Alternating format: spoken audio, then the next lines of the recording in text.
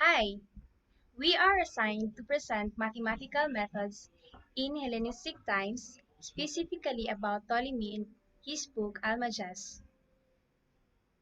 This presentation is divided into three parts, namely chord tables, Ptolemy's theorem, and lastly we have solving plane triangles. Here are the objectives. At the end of the presentation, the students will be able to discuss Ptolemy's chord tables and its implication, explain Ptolemy's theorem, and solve plane triangles. I am Claire Ann S. Buaya and I am going to discuss about Ptolemy's chord tables. What is Ptolemy's chord tables? Ptolemy's chord tables is a trigonometric table in Book 1, Chapter 11 of Ptolemy's book Almagest. It was the earliest trigonometric table and is related to various trigonometric counterparts. Let's do a quick recap. What is a chord? Well, a chord is simply a straight line segment whose endpoints both lie on the circle.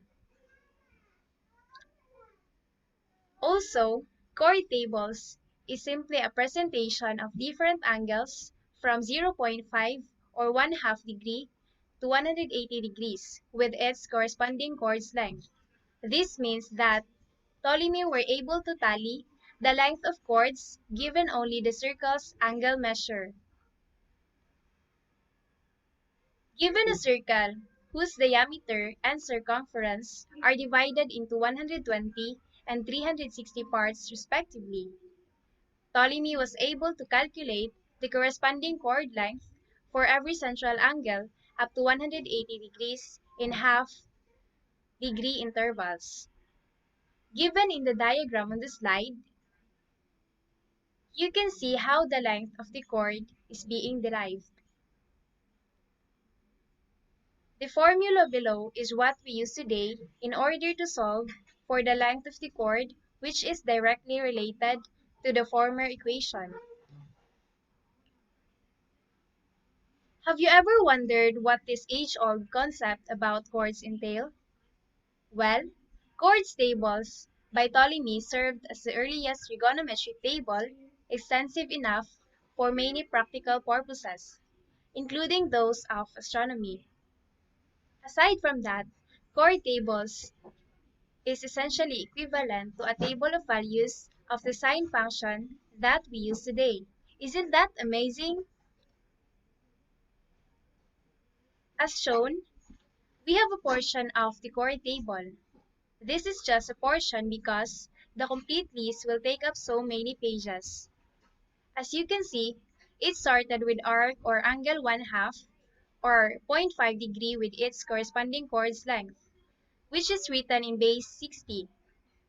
In decimal, that is approximately less than 1, then so on and so forth. For example, here is a given circle with diameter equal to 120 and central angle equal to 109 and 1/2 degrees. As shown, chord's length is equal to 98. How do we verify that? To solve, we have L is equal to 2r times sine of theta over 2. By substituting the values, we have L is equal to 2 times 60 times sine of 109.5 over 2. And that will give us L is equal to 98. Now you try. Identify whether the given values is true or false. After identifying, you support your answer through a solution or an explanation. And this is my reference aside from the one that was provided to us. Once again, thank you so much and thank you for listening.